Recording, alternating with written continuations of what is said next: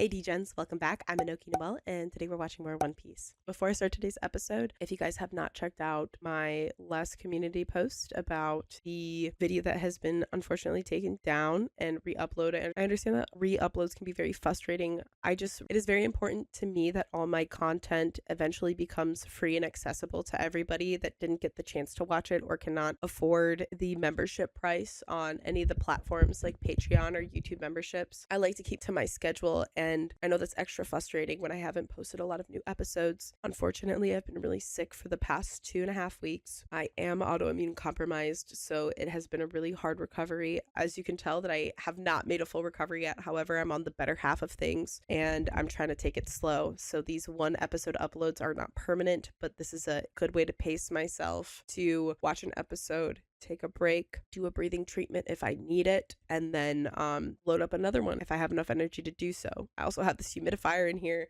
My place is not on fire. I am okay.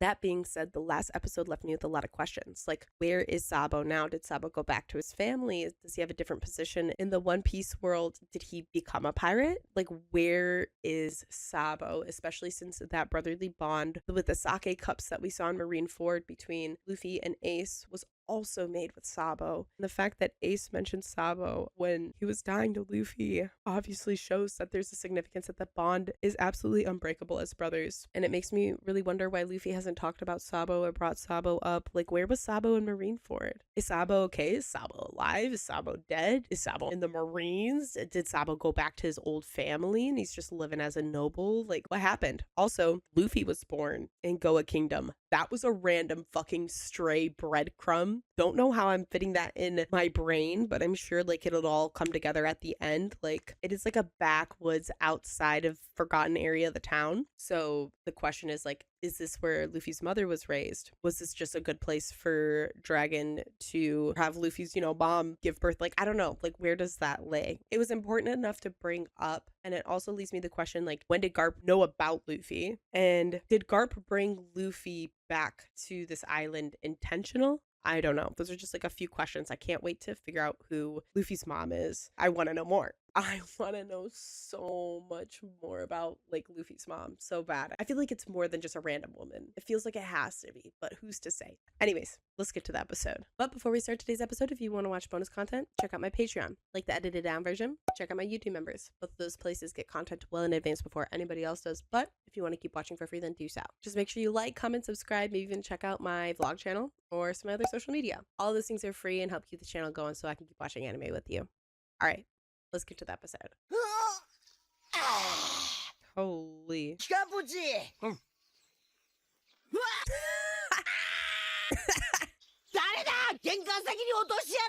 I wonder if she really ever learned to love these kids. I'm sure they're like a whole ass nuisance. Like, that ass, she fell in a fucking hole, bro, in front of her own home, right in front of her front door. Like, I'd probably be pissed too about them fucking kids. However, she says some really hurtful things about Ace that I just can't forget. And I know she was drunk when she said them. And I don't know, I'm one of those people that I can't even fathom saying something about that, especially to like a kid. Nobody chooses to be born. They are just brought into this world. So I don't know if I'm just like bitter towards Dadan Dadan that way, but I think I might just be bitter and I need to like lay off a little bit. Like, my gut feeling, I'm like, damn, deadbeat, doesn't give a fuck about the kids, let the kids starve, do blah blah blah blah blah. But I had to keep like my mind open because she was also put in this position. Like, this was also not a choice. She ain't no mother. Like, she's out there, she's a bandit, she be doing shit. She's getting threatened by the hero, Garp.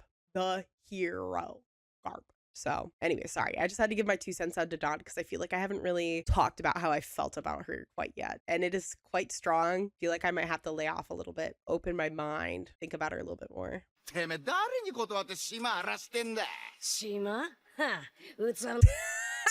Bro's standing at a solid 4 foot against all these adults.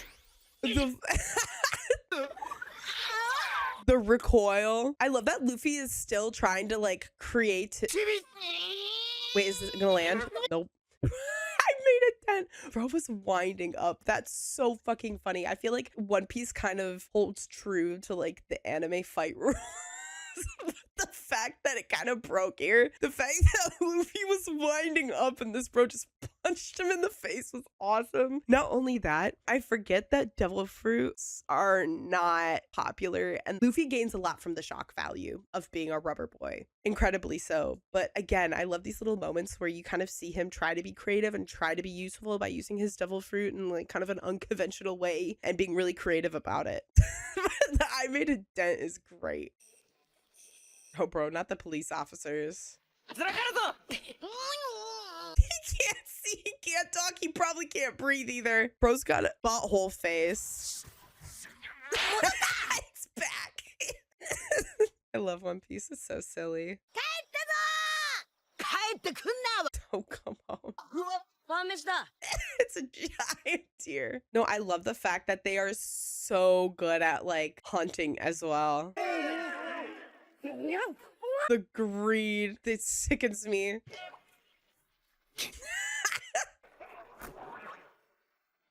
A woman cannot get a moment of peace and quiet. Look at how like feral this frame is. Like food crumbs all over the face, hair, hat, top hat even, and Luffy's just foaming at the mouth, eyes rolled back, latched on like a fucking piranha to her skull, her hair. I can't. And it's funny because I feel like I don't even realize the fact that they all have that appetite. They all have that hunger. Like, I cannot forget when we first saw Ace and what was it, Alabasta at the bar eating just like Luffy. It was so bizarre. I remember that feeling. Like, the first thoughts going, holy shit, there's another one. And the fact that there's like a third one. The fact that I hate that I know at least one ending to the three of their stories already. And the fact that they had this quite literal little paradise. I mean, it was a very unconventional paradise, but the fact that they could go out, essentially be like little pirates finding their treasures and kicking gangsters' butts and getting street cred and then going and hunting and having these incredible like home cooked meals with whatever they hunt and gathered and have a place to sleep at night with each other and do all of this with each other, like in a way like that was their whole world. And now it's everything that they wanted when becoming pirates. And the fact that I know exactly how Ace's story ends and Luffy's story just keeps getting more heavier and heavier and heavier and intense. The further we go, the more challenges, the more the world building, the reality of life, and I don't even know what the fuck is going on with Sabo or where Sabo is. Like, it's just like, it really breaks my heart.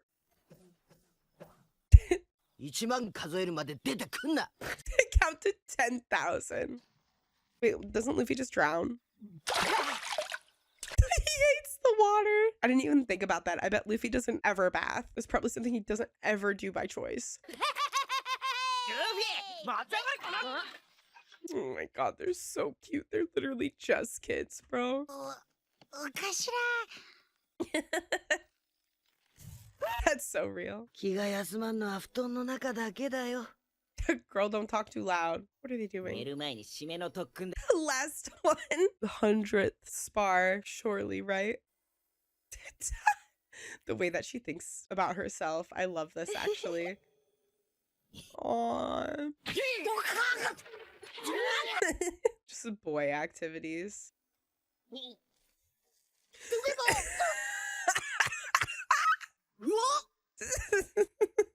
The fact that dreams do work like that, by the way.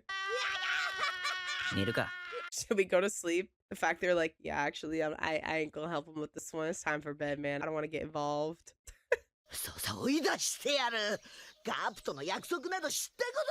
She's so over it.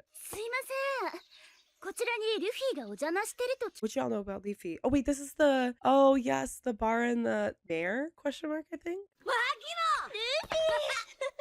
Oh, so he was with them before here. Oh, they visited him. They're doing it behind Garp's back. Bro, I actually deadass just made the connection that Windmill Village already saw that shit.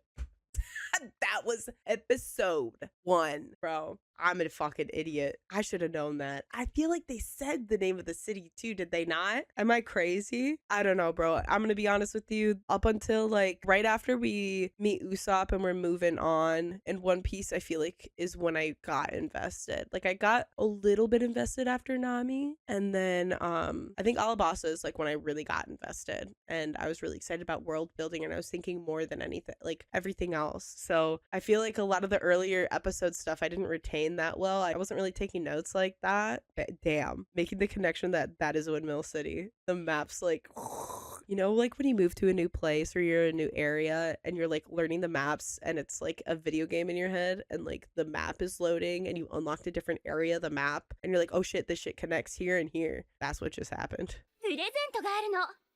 Oh, she brought presents for them. Aww. Oh, wait, did she bring stuff for them too? Oh my god, Sabo's gonna eat this up. Oh, like Ace is trying to be cool, but he wants to be a part of it too. Oh. Oh. He's probably never heard that in his life. He's so embarrassed. Oh. No, I love how like this is just normal life for Luffy. The fact that Sabo was like, oh my god, like he's like, oh my god, I can be involved in that too. The fact that he felt included and like looked at as a kid for once was probably the best thing ever. Bro ran over there like a kid would too, hearing that I have a present for you. The fact that like I feel like Sabo got to be a genuine child there. Like I know that was such a brief fucking moment, but that like really hit. And the fact that like Ace is trying to like keep that cold, guarded up, cool guy, like I don't give a fuck about anything, I don't need any shit, I just need me, myself, and I. The fact that like he is so shy and blushing, like he wants it, you know, but he's not trying to like, he's playing hard to get almost. Oh. She even cooked a whole ass feast. Oh. I'm so nervous at the fact that Garp is rolling up right now, but the fact that he fell in a hole is awesome. Uh-oh. He's about to beat all of their asses.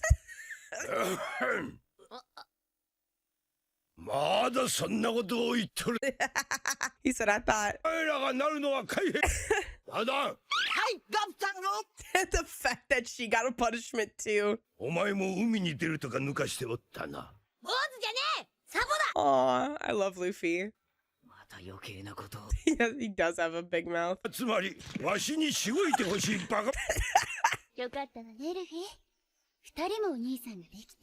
Oh, my heart.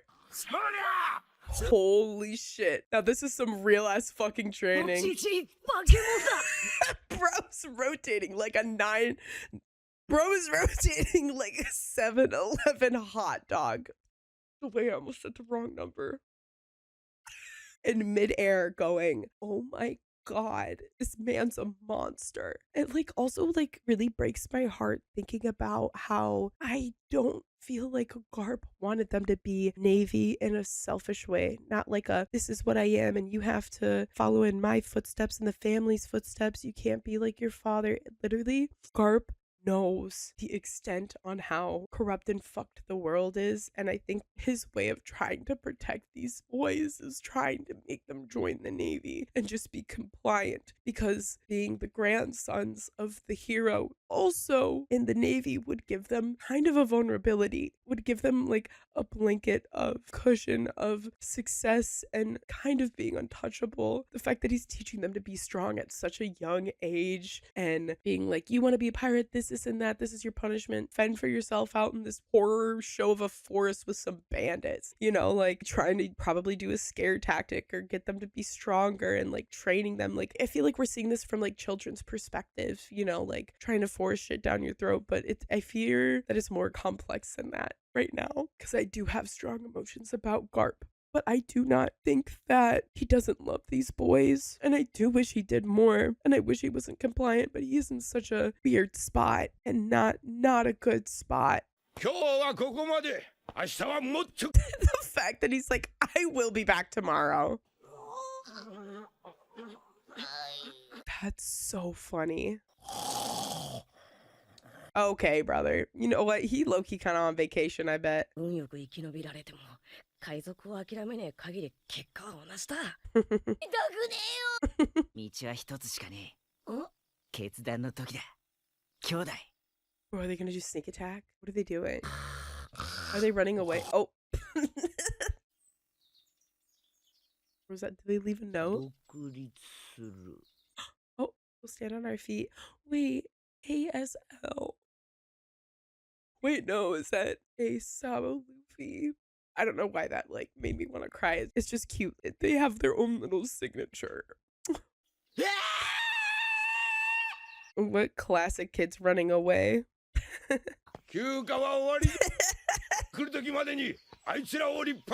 Full-fledged Navy men.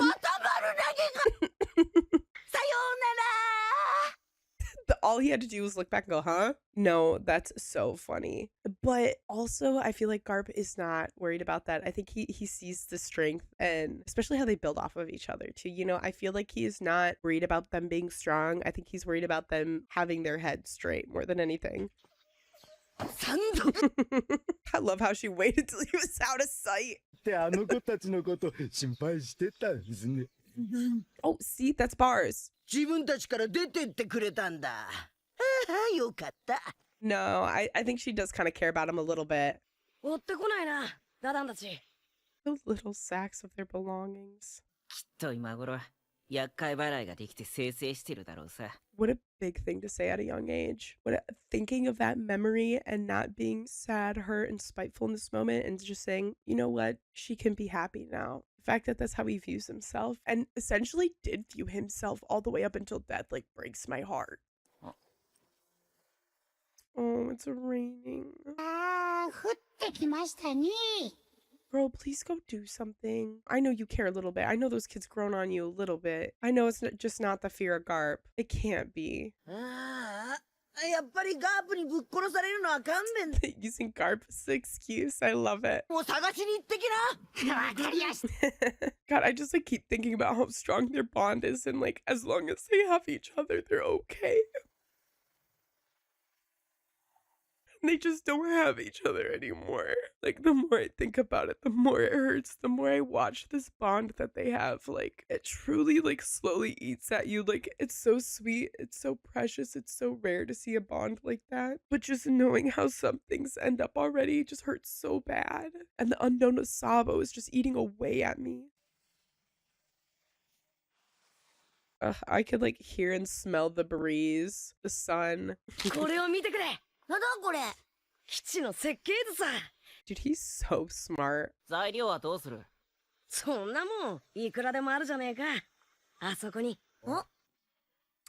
Oh shit, bro. There's nothing like a kid's hideout. There's nothing like building a fort. This is like a rite of passage for every kid. Whether it's a blanket fort, a pillow fort, like a genuine like trash fort, sticks and wood, old wood planks that your dad like left out in the backyard too long, like rotted a little bit, an old playhouse that you can build off of, you know, actually getting a tree house. All of it, like, it's such a big thing for kids to have. It's also so cool to watch kids like band together like and work on something like a big project like this. Again, doesn't matter, blanket fort, pillow fort, whatever it is, it's so wholesome. Some of the best memories I have of my life are making blanket-pillow forts with my sister. We stole some of our mom's yarn and like tied it on the doorknob and like on our dresser and bed to make like these lines to put blankets over. Ugh, I love it. Oh, not the working like pirate ship steering wheel. Wait, this is a sick ass fort. This is a boat. This is quite literally their pirate ship. No, don't tell me that. Actual Jolly Roger. I keep like tearing up and choking up at all of this. Look, the pile of 500 cigarettes waiting for her children to come home and just be safe. Wow. I bet they feel like they're on top of the island. I could only ever get that view in Chicago if I had $1 million. That's so beautiful. I love being on a tall, tall building looking out into Lake Michigan like this. Oh my god. The imaginary play. The dream. ブルージャムの船だ戦闘準備 Oh my god. あわかった違うってこういう Stepping out of the immersion for the correction. 泣くんじゃねえぞルフィあ Aw. 違う Oh, I love like the mixed scenes of like reality and moments like this just phasing in and out from their imagination. いいなこれ Ugh, chasing that high of being pirates. 俺たちの秘密基地だ見つけた I love that they kind of witness that. I love that like these two, like they really care for these boys and they kind of know that Dadan does too. She just doesn't want to admit it. もう2週間にな Oh, they've been gone for 2 weeks. ジャングルの大トラに食われちまったなんてこと It's starting to eat at her. 見つけましたよ本当かいよかったなお頭すんごい心配 Oh, don't say that too loud. なんだまだ生きてたのかいまったくしぶといガキどもで嫌になっちゃうね They don't believe her. They just know now. さっさと晩飯の獲物取ってきな I know they ain't eating bountiful meals like whatever they were hunting either, you know, I bet they miss that too. Aww. おいおいか Don't catch a cold. Her going into like the booby trap. Oh, she did set that shit off, huh? Is it gonna work on her though? I know she's a bandit and all, but I think she's having a moment. I think she's gonna be caught off guard. No, there's no way. She hears all this shit, right? Is there gonna be a fucking bomb? Why is there fire involved? I was just gonna break a string. Why is this a huge contraption? Oh no, I think she's encapsulated by the kids actually. She's having a moment.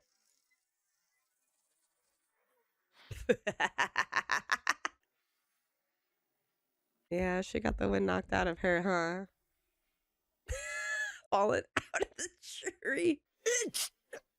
Oh, she's trying to... She's embarrassed. 二度と心配なんてしてやるもんか She's... Oh, I think Ace noticed. I think Ace saw.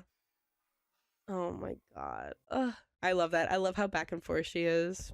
Ugh. She didn't ask to be a mother, but she's slowly becoming. I love that. I love that she actually went herself to check on them, and not only even like during the day to go give her a piece of her mind and like parent and shit. Like she went in the middle of the dead fucking night when they were probably asleep just to make sure that they're okay and breathing and this and that. Like, damn. And she's not even admitting. She's like, I'm never feeling bad about this shit again. They're protecting themselves better than I could, probably, you know.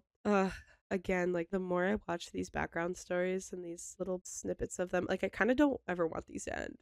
It's bittersweet in a way because I felt the severity of Ace's death. I felt the severity of them being brothers and how serious they took it and their bond. And now that there's a third brother in the equation that was never brought up, was never really talked about beforehand until Ace and his dying words. Like there's more to the story, not knowing where he was during Marineford or anything. Just like, I don't know, like you get more and more backgrounds in these things and you're living in their shoes and their love for each other, how they protect each other, how they grow from each other, how they protect each and every one of their dreams because they're the same but they mean different things for them. Like Sabo's freedom means different than Luffy's freedom and means different from Ace's freedom, but they all want to have these pirate lives and gain this freedom, you know? And I don't know, the story somehow keeps getting heavier and heavier, and I just keep thinking about how they did have those things. They did kind of have that freedom. They had the freedom, they had the company, they had family, food, the notoriety, like the names for themselves. I don't know. They had a bite of what they were longing for. And I know I've said this so many times during this episode, but just knowing how Ace succumbs and how Ace is gone, not knowing Sabo and knowing the state that Luffy's in, it's all